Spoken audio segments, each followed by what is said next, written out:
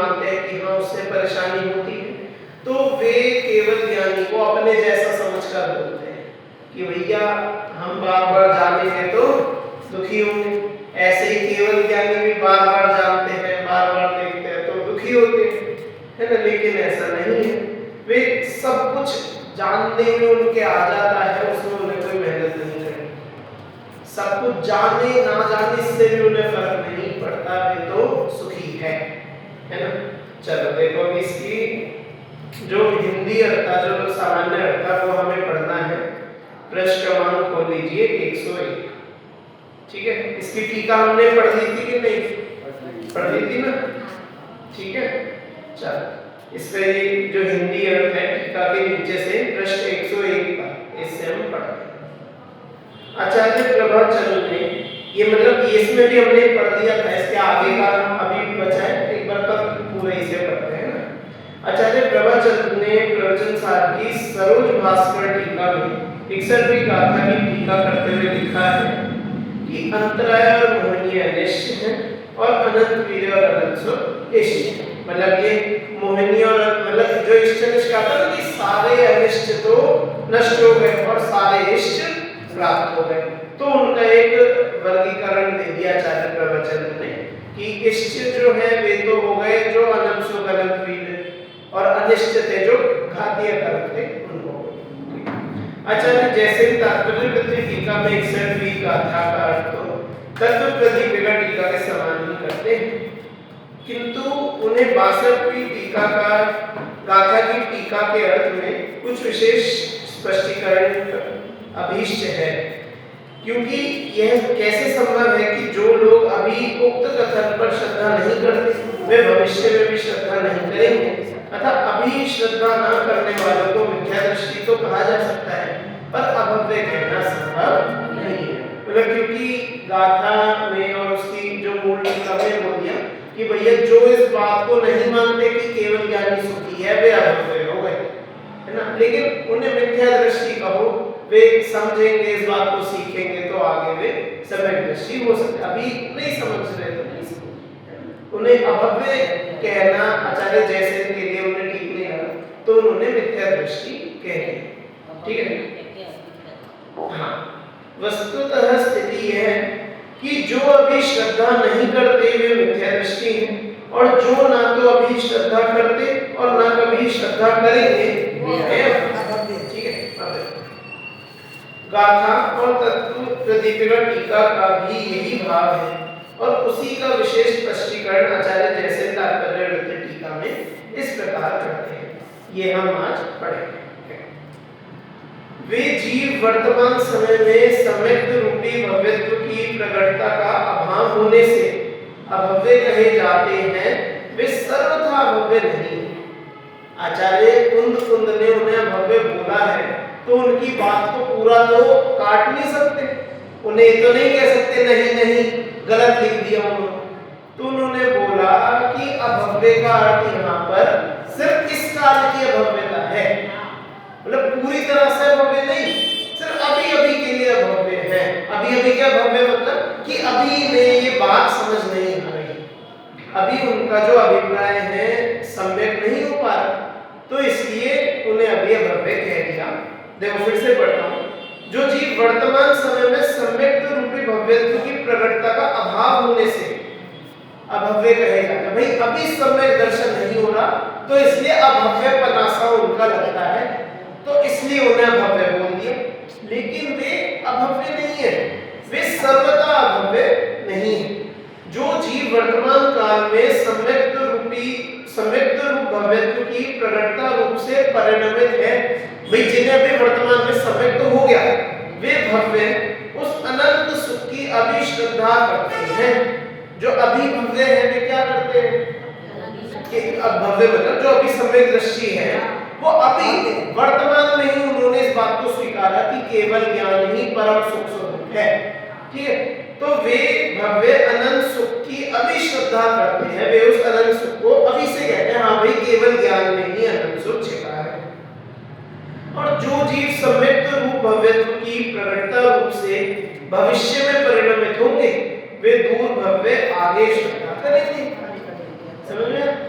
कि भैया जिन्हें मतलब ये बात अभी नहीं स्वीकार हो गई लेकिन बाद में कर लेंगे, अभी ऐसी ये होनहार पे डाल दो नहीं, अभी पुरुषार्थ पे डाल दो कि अभी तक पुरुषार्थ उनका नहीं जगा, तो कह दो कि अभी उनका ऐसा भव्यत्व नहीं है, आगे वे दूर भव्य है, बाद में समय दृष्टि हो जाएगी। ऐसा यहाँ पर आचार्य जैसे कहना चाहते हैं। अब उदाहरण यहाँ पर एक दे रहे हैं, जिस प्रकार कोतवाल द्वारा जान से मारने के लिए पकड़े गए चोर को मरण अच्छा नहीं लगता, ठीक है, कोतवाल ने चोर को पकड़ा और क्यों पकड़ रहे हैं कि उसे मौत की सजा दी जाएगी। भाई राजा का आदेश है कि इसने ऐसे चोरी करी, उसे पकड़ के लाओ, उसे मौत की सजा दी जाएगी। अब चोर को अच्छे लगेगा नहीं, यदि चोर पकड़ा गया उसे मजा आएगा क्या? नहीं, उसे अच्छा नहीं लगेगा। उसी प्रकार सराग सम्यक दृष्टि को इंद्रिय सुदृष्टि नहीं है। सराग सम्यक दृष्टि को, सराग सम्यक दृष्टि कौन होते हैं? जिनका सराग सम्यक दृष्टि, ठीक है, मतलब चौथा गुण स्थान प्रति कह लो, सराग सम्यक दृष्टि को इंद्रिय सुख इष्ट नहीं है। तथापि कोतवाल रूपी चारित्र मोहिनी के उदय से, कोतवाल कौन है यहाँ?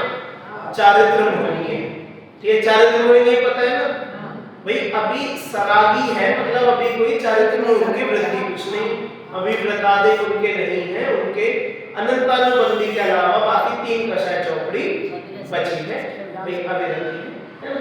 तो अब वो कोतवाल जो कोतवाल मतलब पुलिस जो है यहाँ पर किसे बोल रहे हैं? चारित्र मोहिनी, मतलब चारित्र मोहिनी ने अभी ऐसी जगड़ बना रखी है, पकड़ रखा है जीव, चारित्र मोहिनी के उद्देश्य से मोहित होता हुआ आत्मनिंदा आदि रूप से परिणत, क्या बोला?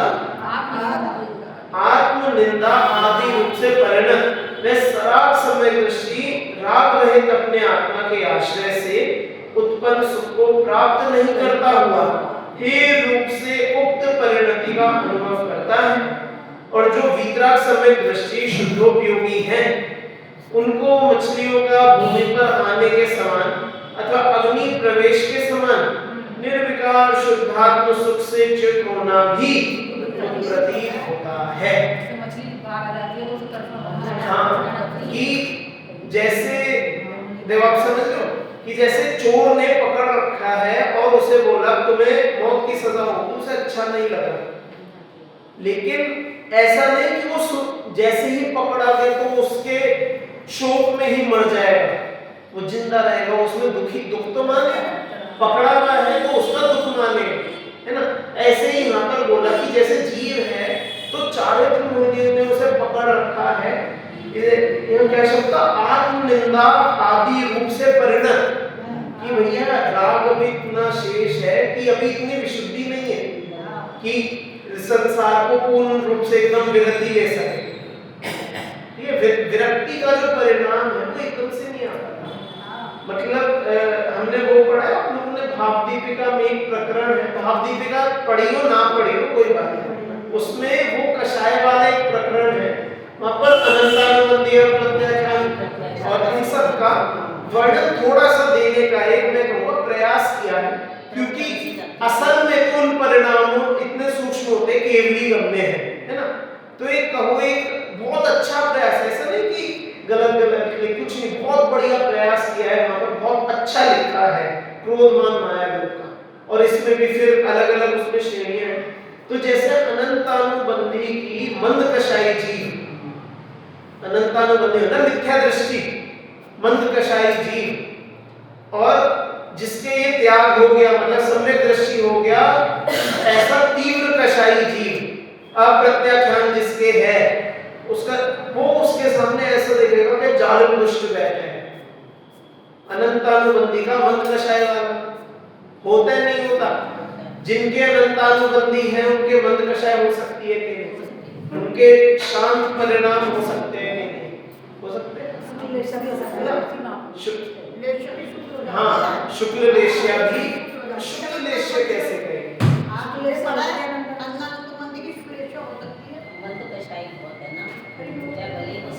चलो ठीक है वो, हाँ हाँ हाँ उसमें हो गया है वैसे, ठीक चलो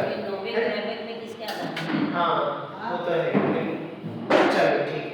हाँ तो इतना मन कषाय ऐसा लगेगा कि देव मानुष है, देव पुरुष है, और उसके सामने तीव्र कषाय सम्यक दृष्टि। कल अपनी गोष्ठी में विषय आया कि पूज्य गुरुदेव श्री सम्यक दृष्टि थे, लेकिन उनका पुण्य प्रताप इतना था कि उन्हें आज भी याद किया जाए। अब कोई सम्यक दृष्टि क्या सारे ही ऐसे होते हैं क्या कि जो यदि ये सम्यक दृष्टि है तो सब इनकी पूजा ही करेंगे? तो वो ऐसा नहीं हो सकता कोने में बैठा, कोई ऐसा नहीं हो सकता घर पे बैठा। कल विषय है कि घर पर बैठकर उसका जीवन ऐसे ही निकल जाए, क्या कोई ऐसा नहीं हो सकता उसकी हर समय लड़ाई होती रहती? अभी तो हमने सिर्फ ये देखा घर पे शांति से, क्या ऐसा नहीं हो सकता वो समाज में सबसे लड़ता रहता? हो सकता है, नहीं हो सकता है? एक बार भाई कषाय वही तो होते हैं जो बोला आत्मनिंदा आदि रूप से सम्यक दृष्टि के लिए कह रहे हैं, ये कोई मिथ्या दृष्टि की बात नहीं है। अब कहीं बोल देना कि सम्यक दृष्टि और आत्मनिंदा है, ऐसा लगेगा कि क्या पंडित जी पागल हो गए। और इसलिए देखो मेरे शब्द नहीं है, और इस जिनवाणी में भी मन से नहीं लिखा जा रहे जैसे उनके शब्द है। लोगों ने भैया ने भी तो बताया था, ऐसा नहीं है कि इसके साथ अविनाभावी संबंध है। हाँ वही कि सम्यक दर्शन का प्रभावना से कोई अविनाभावी नहीं है। पूज्य गुरुदेव श्री से प्रभावना हुई वो उनका वात्सल्य था। ठीक, अब सम्यक दृष्टि सरागी आत्मनिंदक, उसे धर्म की बात ना सुहाए, आत्मा की बात ना सुहाए, कषाय के वेग में सब कुछ हो सकता है। फिर सम्यक दृष्टि कोई रहेगा?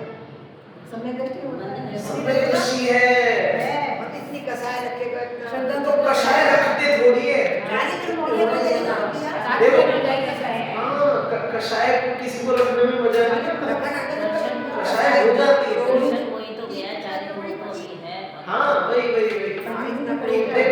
आत्मनिंदा लिखने से तात्पर्य समझना, आत्मनिंदा मतलब ये नहीं कि वो उसे स्वीकारता ही नहीं, बस अभी उदय ऐसा है उसका चारित्र निगत कर दिया। कोतवाल ने जैसे पकड़ लिया, बेचारा वो अपनी मर्जी का मालिक नहीं है, राजा के आदेश पर पकड़ा गया, उसके साथ कर्म जैसा उसे नचाएंगे, बेचारा नाचे, उसके परिणाम ऐसे होंगे, उसके भाव ऐसे आएंगे। अपने जो परिणाम हैं वे भी अपने आप ही नहीं होते, जो अपने परिणाम भी अपने अंदर आते ना उसके भी कर्ता हम नहीं हो सकते। समझ रहे इस बात को? अपने भावों, देखो फिर से बोलो, थोड़ा इस बात को ध्यान दो, अपने परिणाम अपने भावों के भी कर्ता हम नहीं हो सकते। जैसे आपको कई बार शिकायत होती होगी धर्म में, धर्म अपन बहुत समय से हम पढ़ रहे हैं, जान रहे हैं, कर रहे हैं, आप लोगों की शिकायत हो सकती है, आप किसी के सामने ना बोलो लेकिन मन ही मन में कि भैया बहुत खराब परिणाम होते हैं, हमें बहुत दुख लगता है, हमारे मन में बहुत गंदे गंदे ख्याल आते हैं। वो ख्याल एक धर्मी जीव के आने नहीं चाहिए। ऐसे ऐसे परिणाम हमारे दिल में, हमारे मन में आते हैं। अरे परिणामों के कर्ता तुम नहीं हो, तुम कुछ नहीं कर सकते, कर्म नचा रहे तुम, पूरे पूरे के पूरे परिभाव सहित तुम नाच रहे कर्मों के इशारों पर। कि करना क्या है कि अपने को कर्ता मानना है। एक सार यही है, कल यही विषय था पूरा। जो गुरुदेव की जो प्रभावना थी उसमें उन्होंने समझाया यही कि भैया अपने को अकर्ता जानो, यही इतना ही कार्य है। बुरा परिणाम आया ये तुम करता नहीं, अच्छा परिणाम आया उसके भी करता नहीं, तुमने कुछ व्रताधिक धारण करे उसके भी करता नहीं हो, करता मानोगे तो वे भी सब बंध के कारण। अच्छा कार्य बंध के कारण, बुरा कार्य वो तो उसे तो बुरा मानते ही, वो तो बंध सबके नहीं। अच्छे कार्य करते हुए भी उन्हें बंध का कारण जानना, ये है सच्चा कर्ता। यही बंधने का काम है जो उसको। हाँ तो देखो फिर एक बार फिर से पढ़ो ये वाला शुरू से एक बार। जिस प्रकार कोतवाल द्वारा जान से मारने के लिए पकड़े गए चोर को मरण अच्छा नहीं लगता। समझ में आया? भाई कोतवाल, एक पुलिस ने चोर को पकड़ लिया और उसे मौत की सजा दी है। भाई चोर को अच्छा थोड़ी लगेगा मैं पकड़ा गया, बहुत दुखी होगा, बहुत उसमें पीड़ित होगा कि मुझे पकड़ लिया, मुझे मार देंगे, मुझे ऐसा करेंगे, वैसा करेंगे। उसी प्रकार सराग सम्यक दृष्टि को इंद्रिय सुख इष्ट नहीं है, उसे इंद्रिय सुख इष्ट तो नहीं है, मतलब ये बस श्रद्धा में उसकी बिल्कुल सही पड़ी है, श्रद्धा में उसके कोई वो नहीं है, कोई दिक्कत नहीं है, कोई भी कमी नहीं, कोई टीस नहीं है, श्रद्धा से वह बिल्कुल निर्मल है। एक वो कौन सा 3 तरह के सम्यक कौन कौन से होते हैं बताओ फटाफट। औपशमिक, छायिक, ठीक है। अब जो छायिक सम्यक दृष्टि है उसका छायिक सम्यक दर्शन कहो कि बिल्कुल केवली जितना पक्का है। छायिक सम्यक दृष्टि का छायिक सम्यक दर्शन और केवली भगवान का छायिक सम्यक दर्शन में कि मतलब एक बेसिक देखें कोई अंतर नहीं, वैसे अंतर मिल जाएंगे और ऑप्शनिक वाले का भी छायिक होता है, बस उसका अंतर इतना कि वो खत्म हो जाता है भाई, उसका अंतर इतना सा है कि खत्म हो जाता है, वो नहीं टिकता ऑप्शन में। और छायिक वाले का सम्यक जैसा है वो ऐसे कैसे उसके साथ रहेगा उसका श्रद्धा है ना, श्रद्धान में इस जीव के कोई अंतर नहीं है जिसकी हम बात कर रहे हैं। उसी प्रकार सराग सम्यक दृष्टि को इंद्रिय सुख इष्ट नहीं है, इंद्रिय सुख उसे अच्छा नहीं लगता, तथापि कोतवाल रूपी चारित्र मोहिनीय के उदय से मोहित होता हुआ, भैया ये जो चारित्र मोहिनी का उदय और उससे मोहित हो गया, मोह क्योंकि है तो मोह का ही रूप, चारित्र मोहिनीय मोहिनीय है ना, मोहिनी का मूलभूत कार्य क्या है कि वस्तु का जो स्वरूप नहीं है वैसा मानना। अब मानता तो ये सही है, मतलब श्रद्धान में तो इसके सही पड़ा है, लेकिन अभी जो चारित्रगत भूले हैं, जो उसके आचरणगत जो कार्य है उसमें अभी कमी है, ठीक है। अब उतना हो तो बचा है चारित्र मोहिनी, तो चारित्र कोतवाल रूपी चारित्र मोहिनी के उदय से मोहित होता हुआ आत्म निंदा आदि रूप से परिणत, क्या बोला, आत्म निंदा आदि रूप से परिणत, उसे बिल्कुल पक्का श्रद्धा ने, लेकिन कर्म उसे ऐसे नचाते हैं भैया उसका दिल नहीं, उसे आत्मा की बात कहो रुचि नहीं है, उसे धर्म करने में रुचि नहीं है, श्रद्धान बिल्कुल पक्का है, लेकिन अभी वो क्रिया में नहीं आ रहा, क्रियान्वयन नहीं हो रहा, चारित्र अभी उसका नहीं लग रहा। क्यों? क्योंकि ये कोतवाल रूपी चारित्र मोहिनी अभी उसका बहुत तीव्र नाच है, प्रवृत्ति में आत्म निंदा आदि रूप से परिणत वह सराग सम्यक दृष्टि राग रहित अपने आत्मा के आश्रय से उत्पन्न सुख को प्राप्त नहीं करता। तो जब जब उसका ये मोह नाचता है, जब जब चारित्र मोहिनी तीव्र होता है, जब राग उसका तीव्र होता है, तब वह अपने सुख का अनुभव नहीं कर सकता, आत्मा के आश्रय से उत्पन्न सुख को प्राप्त नहीं करता हुआ हे रूप से उक्त परिणति का अनुभव करता है।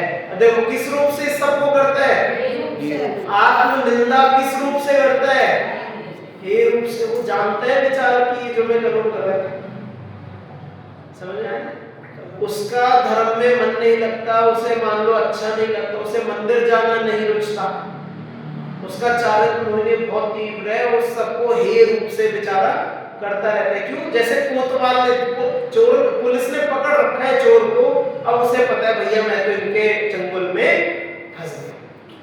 अब जब तक उसकी जैसे मौत की सजा दे दी कि 1 महीने बाद तुम्हें मतलब मार दिया जाएगा, अब तक 1 महीने तक उसे पुलिस जैसे जैसे करेगी वैसे करना, कोठरी में पड़ा है तो पड़ा है, जो खाने को दिया, वहां से उठाकर जहां ले गए तहां ले गए, जो मतलब जो सब किया, समझ में आ रहा है।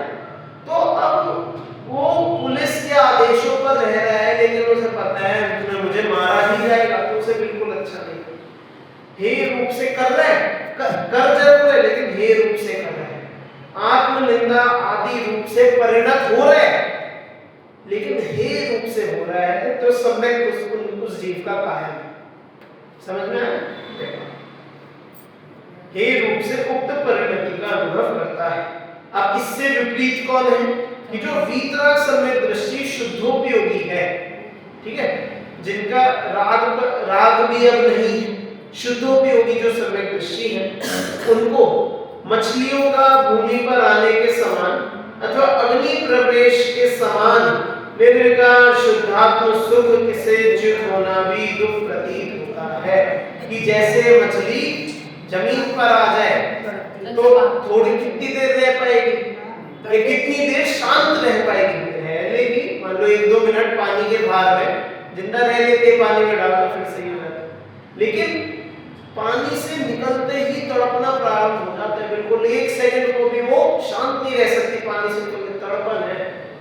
ऐसे यहाँ दूसरा उदाहरण क्या दिया, अग्नि में घुस जाए। ये अग्नि में घुसना सिर्फ मछली के लिए नहीं, सभी जीवों के लिए, हम आप भी है। अग्नि में प्रवेश करते ही मतलब हाथ अपना कोई गर्म वस्तु को छू ले या आग में चले जाए तो क्या होगा, बिल्कुल जाते ही कुछ 1-2 सेकंड में ही हाथ पीछे हो जाएगा। क्यों होगा, क्योंकि वो बिल्कुल इतने से समय को भी वो सुहाएगा नहीं, वो अच्छा नहीं लगेगा, तड़पन होगी। तो वीतराग सम्यक दृष्टि जब अपने स्वरूप से च्युत होता है, उसे बिल्कुल स्वीकार नहीं होती बात, बहुत तड़पन होती है कि भैया मैं आत्मा से क्यों छूट गया, मैं आत्मा में उपयोग मेरा स्थिरता वहां से क्यों निकल गया, इतनी तड़पन है। देखो अग्नि प्रवेश के समान निर्विकार शुद्धात्म सुख से च्युत होना भी, क्यों जो शुद्धात्मा का जो सुख का रस हो रहा था ना, उससे च्युत होना भी दुख प्रतीत होता है। वो भी ऐसा लगता है पता नहीं कहाँ हो गया, हाँ, कि जैसे मछली पानी से निकलकर जमीन पर फंस गई है। ऐसे एक शुद्धात्मा में लीन जीव जब आत्मा से निकलता है तब इतना दुखी होता है, इतना कहा भी है कि जिस प्रकार मछलियों को जब भूमि ही जलाती है तो फिर अंगारों की बात ही क्या करना, कि भैया जब उसे पानी से ही निकाल दो तो वही वे बेचारी जलती है, जलती मतलब पानी से निकलकर तड़पन होती है। जो जीव हर समय पानी में ही रह रहा है तो सूखे में कैसे रहेगा, और उसे तो आग में डाल दो फिर तो बेचारा क्या ही हाल होगा उसके बेचारे, ठीक है। उसे जब सामान्य हवा ही जला रही है तो आग तो पता नहीं क्या ही करेगी, है ना। तो फिर अंगारों की बात ही क्या करना, वे तो जलाएगी, है ना। उसी प्रकार समता सुख का अनुभव करने वाले मनुष्य को समता से च्युत होना ही अच्छा नहीं लगता, तो फिर पंच इंद्रिय के विषय भोग की बात ही क्या, वे उसमें कैसे रह सकते हैं। कि भैया उन्हें तो आत्मा से निकलना मात्र भी दुख दिखता है, दुख का कारण लगता है, और पंच इंद्रिय जब उन पर हावी होती है, पंच इंद्रिय के विषय जब उन्हें पकड़ते हैं, जकड़ते हैं, चारित्र मुनि जब उन्हें पकड़ता है तो कितना दुख लगता होगा कि ये विषय है। ख्याल में क्या यहाँ बात बता रहे हैं कि जिस जीव को आत्मा में इतना सुख मिलता है उससे वह च्युत होता है तो बहुत दुखी। अब वहां से निकलकर बेचारों पंचेंद्रिय के विषय भोगों में फंसे तो भैया जल बन जाएगा, बिल्कुल पागल हो जाएगा बेचारा। जैसे एसी से निकला हुआ भारत की दिखाई देती है, उसी प्रकार ये अपने स्वभाव से कि हाँ देखो जैसे एसी में बैठने वाले बाबूजी सेठ जी, उन्हें एक दिन के लिए एसी ना मिले, लाइट चली गई, एसी खराब हो गया, अमुक बहुत सारे कारण, ठीक है, तो उनका दिन भर क्या हाल होगा सेठ जी का, बहुत परेशान है, और अभी पंखा चालू है तब वो बहुत हाई गर्मी है। अब मान लो उन्हें काम करना पड़े, मेहनत करनी पड़े, सामान ढोना पड़े, कुछ भी किसी भी तरह की मेहनत करनी पड़े तो उनका क्या हाल होगा, तो उसमें सर फोड़ दे बेचारे। ऐसी सम्यक दृष्टि, ये वीतराग सम्यक दृष्टियों की बात है। जिन्हें आत्मा रुचा हो, जिन्हें आत्मा की प्राप्ति हो, वो उससे निकले सो दुखी, और पंचेंद्रिय के विषय भोगों में फंसे तो पता नहीं अनंत दुखी, है ना। 61वीं गाथा में मात्र यह कहा गया है,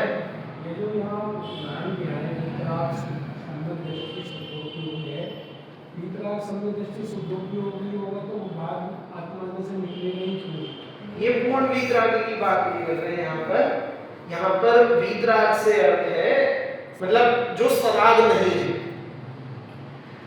देखो कैसे समझाऊं कि व्रति, यहाँ पर व्रति की बात है।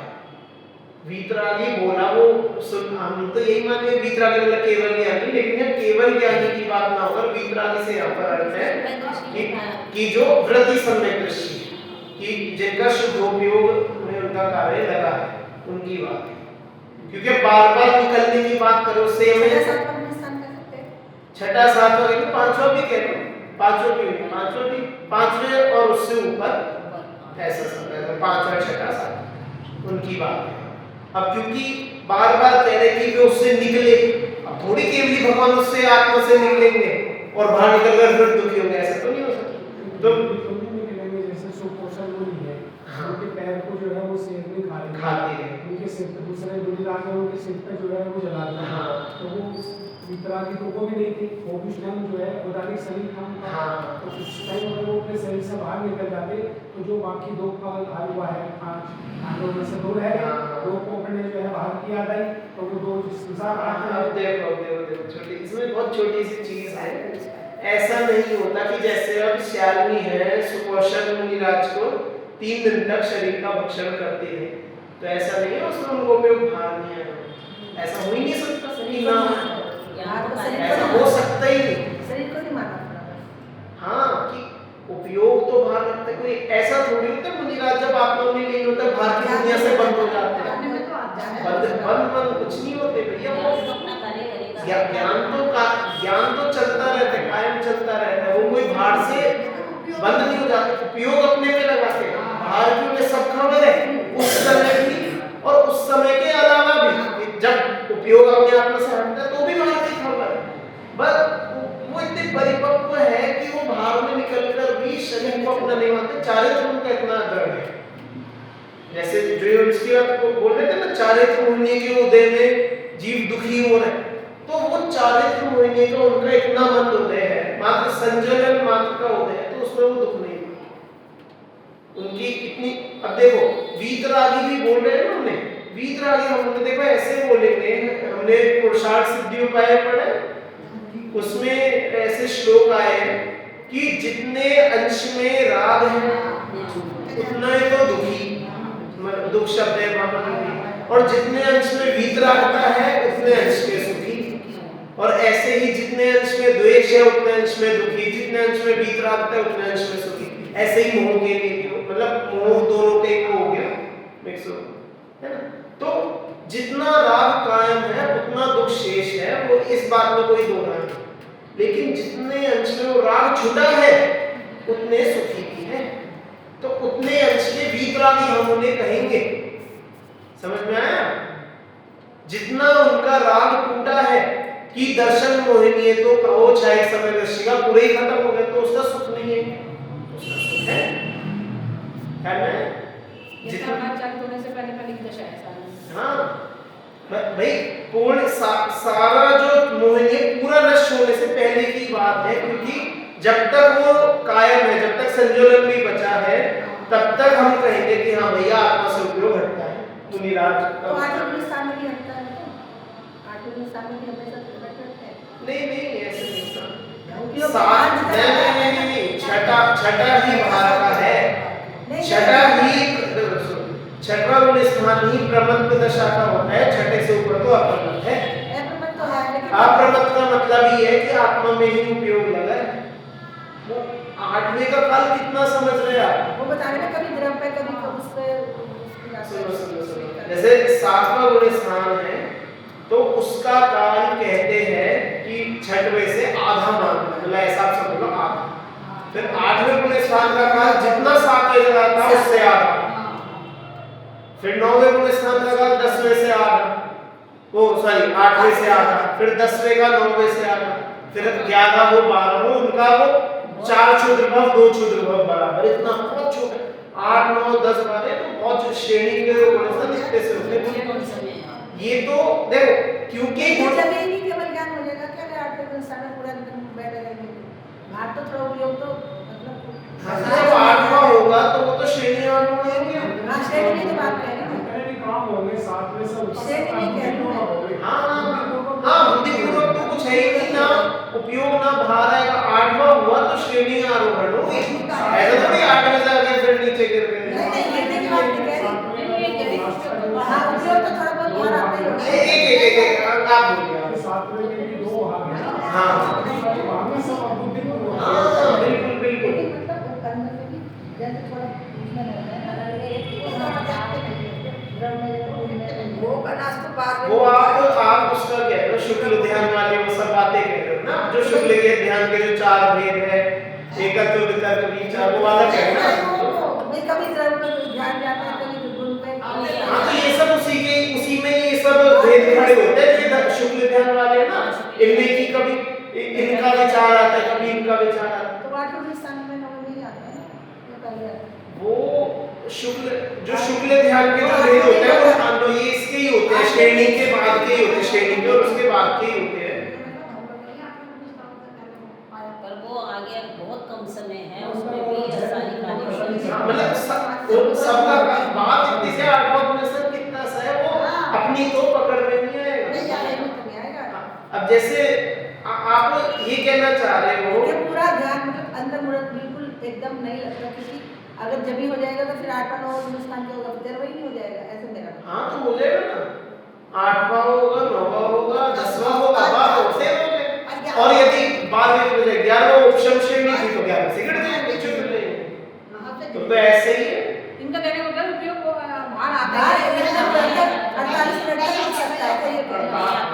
अरे एक देखो अब मैं बताता हूँ, 7वें गुणस्थान से प्रारंभ होकर जो पूरी यदि शपथ श्रेणी है तो उसका पूरे का काल भी अंतर्मूर्त है, और प्रत्येक गुणस्थान का ले लो उन सबको भी हम अंतर्मूर्ति कहते हैं, ठीक है। तो टोटल काल तो अंतर्मूर्ति है, तब 8वें में आए तो अंतर्मूर्ति है, तो टिक सकते हो उसमें क्या बात, क्यों नहीं टिके, जरूर टिके।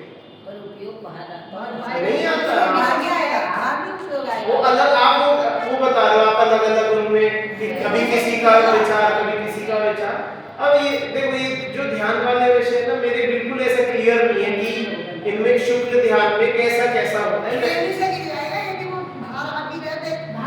बाहर आने का बाहर आने का संबंध नहीं है, जब मैं भाव समझ गया तो बात नहीं है।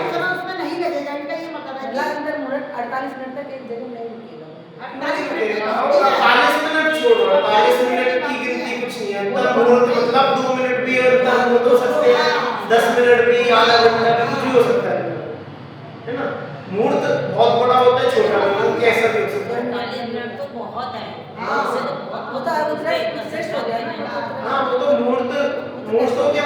अब उसमें मान लो 48 मिनट का भी उसमें एक समय कम भी अंतर्मुहूर्त, 48 मिनट भी, क्योंकि मोटी गणना है, एवरेज वाली गणना है। क्यों कि एक दिन में इतने मुहूर्त होते हैं, तो 24 घंटे से भाग करा तो एक मुहूर्त 48 मिनट का एवरेज इससे है। में क्या पता है क्या वो एक अंतर मुहूर्त में या बीच में कोई समय के अंतर मुहूर्त में, मतलब जैसे 48 मिनट ही लगेंगे या कम भी में भी केवल ज्ञान हो जाएगा। 48 मिनट तो पूरा मुहूर्त हो गया। तो 48 मिनट में भी अब 48 मिनट से कम भी अंतर रहेगा एक ही।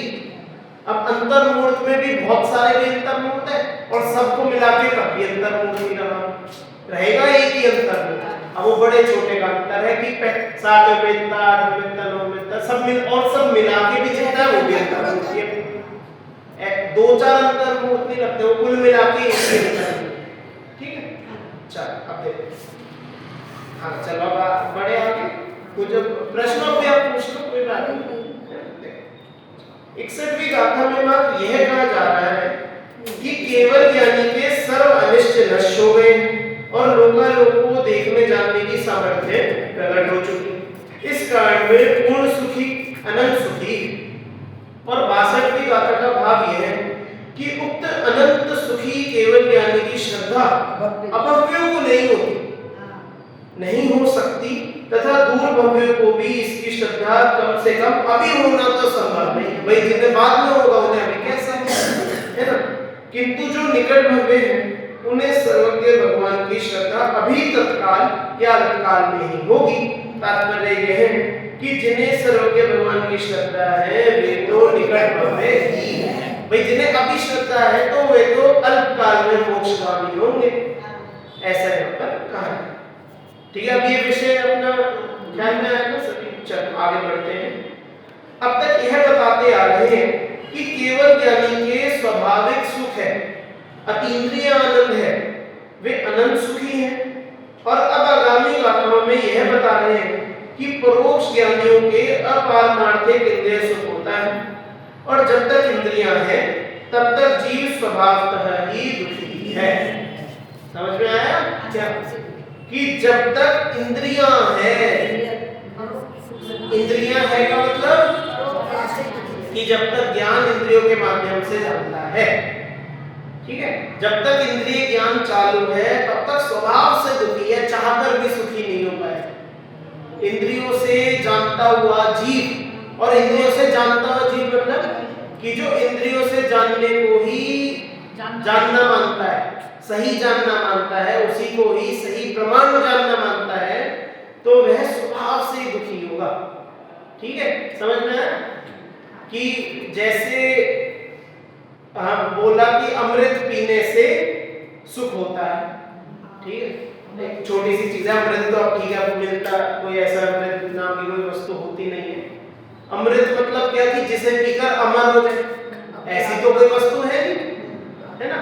मान लो कि कोई ऐसी वस्तु हो, अमृत पीने से सुख होता है, और अमृत कहाँ मिलेगा कि भैया वो सांप जो होता है ना, सांप, उसके यहाँ उसका निकालो, वो आपके काटेगा तो अमृत, उसे बताओ वो कटवाए अपने को, वो बोले अमृत है अमृत है, तो सुखी होगा कि नहीं होगा? क्यों होगा?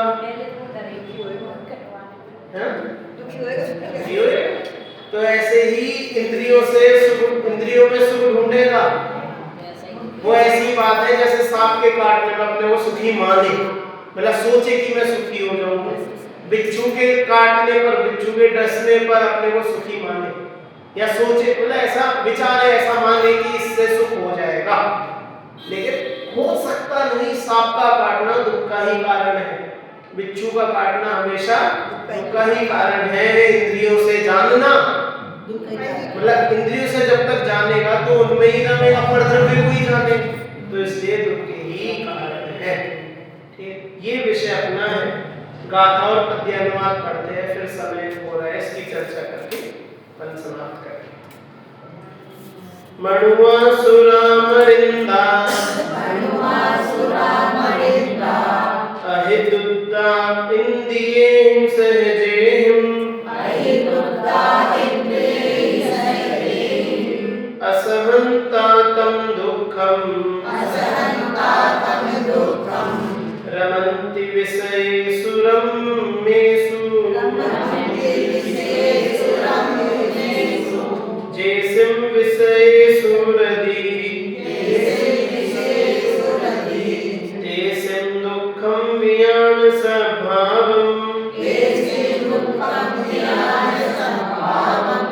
जयितं नहि स्वभावम् वाहारोणत्ति विषयत्थम् नरपति सुरपति असुरपति प्रिय विषय नवदासी तीर्थ गहे सरस्वती नाम दिव्य विषयों में रहे जो विषय सुख में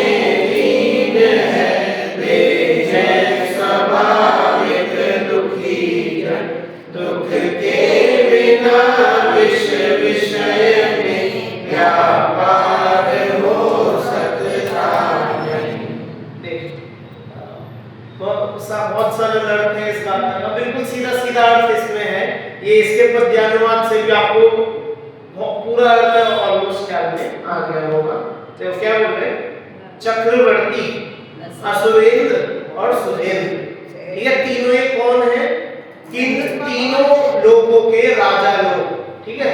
चक्रवर्ती मतलब एक कह लो मध्य लोक का राजा, असुरेंद्र मतलब अधोलोक का राजा, और सुरेंद्र मतलब ऊर्ध्वलोक का राजा। कि तीन लोक के जो राजा भी है, तीन लोक के जो नाथ भी है, नाथ नहीं कहेंगे राजा, नाथ नहीं कहना चाहिए, नाथ तो भगवान है ना। तो तीनों लोगों के जो राजा है, तो सहज इंद्रियों से क्या बोल रहे हैं कि राजा लोग भी अपने उन इंद्रियों की वजह से पीड़ित हैं, सहज इंद्रियों से पीड़ित रहते हुए उन दुखों को सहन ना कर पाने से रम्य विषयों में रमण करते हैं। क्या बोला कि इंद्रियों की पीड़ा सही नहीं जाती। अब देखो इंद्रियों की पीड़ा क्या है, देखो पीछे क्योंकि ये जो बात है ना कई बार आई है और हमारी भी ये चर्चा कई बार हुई है कि जानना दुख का कारण नहीं होता। अब चाहे आप इंद्रियों से जानो चाहे आप सीधे आत्मा से जानो, जानना स्वयं में कोई दुख का कारण नहीं है। जानना तो आत्मा का काम है, स्वभाव है, तो थोड़ी उससे दुख हम कहेंगे। लेकिन यहाँ पर इंद्रियां दुख का कारण बोली, इंद्रिय ज्ञान नहीं। समझ में?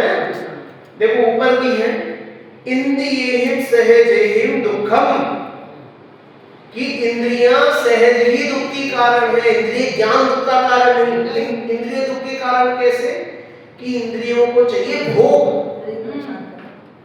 इंद्रियों को क्या चाहिए, और इंद्रिय खुद में तो पुद्गल है। अब उसे मत कहने लगना कि इंद्रियों होती है तो होती है आंखें फोड़ दो अपनी, कि आंखें फोड़ देंगे तो उसकी इच्छा नहीं होगी, जीभ काट दो तो वही कुछ खाने की इच्छा है, ऐसा नहीं। इंद्रियां दुख का कारण है का मतलब कि इंद्रियों से हम जानते हैं, उसमें हम परद्रव्य को ही जान सकते हैं। इंद्रियों को किसमें जानने, मतलब किससे जानने की शक्ति है, पुद्गल को।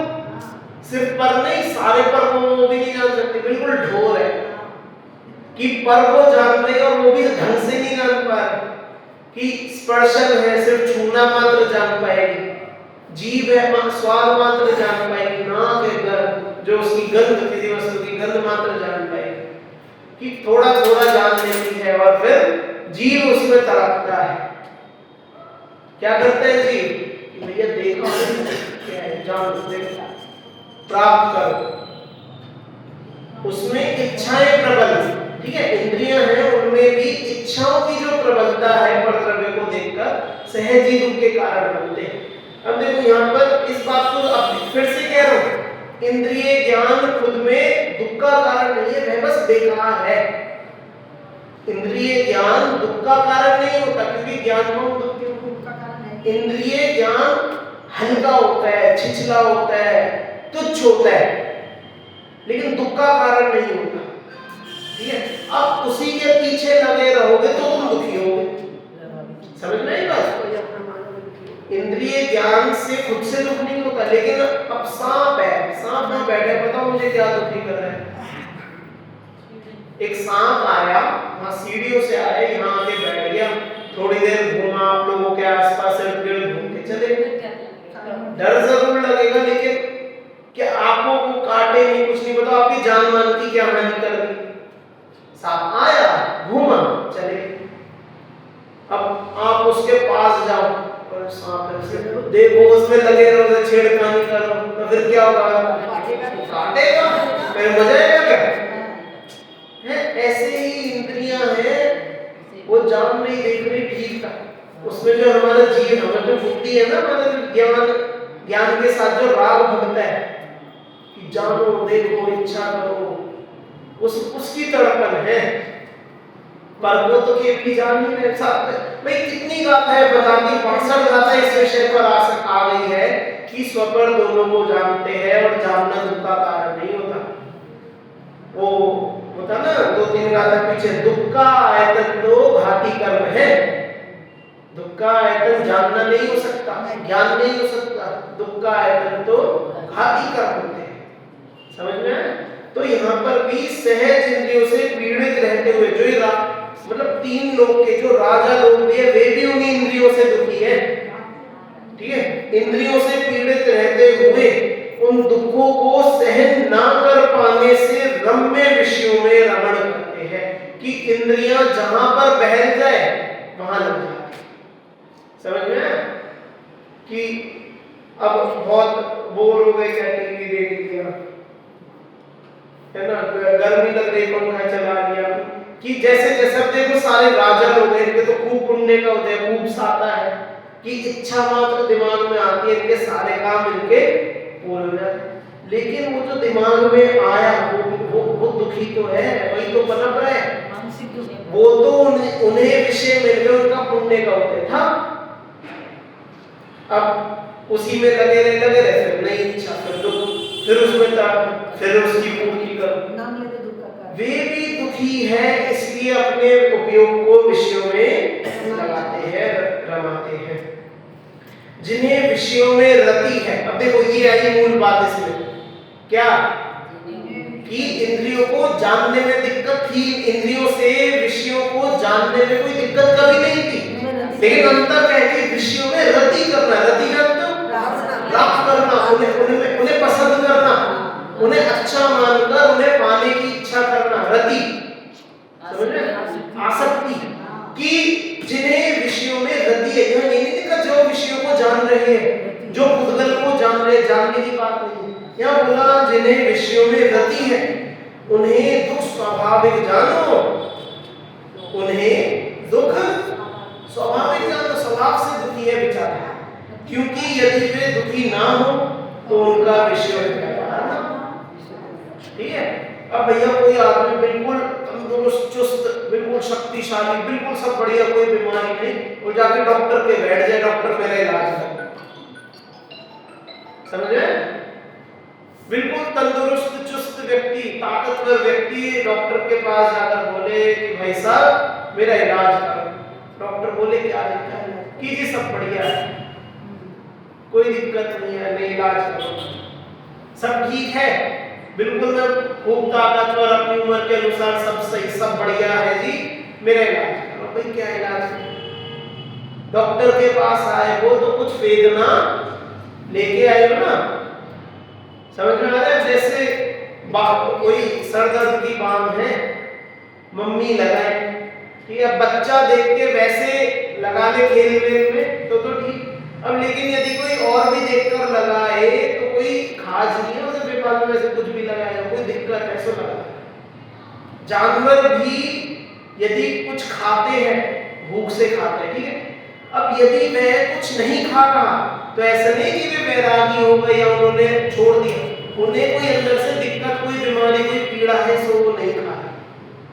जो भी कार्य करते हैं वेदना से बचने के लिए करते हैं, अपनी इंद्रियों की जो आसक्ति है, इंद्रियों से जो आसक्ति हो रही है उसकी पूर्ति के लिए करते हैं सभी चीज। ये यदि वे दुखी ना हो तो उनका विषयों में व्यापार है, तो इंद्रियों से वे मतलब विषयों को जानकर उनमें रमेंगे क्यों यदि दुखी ही नहीं है? तो इसका अर्थ क्या है?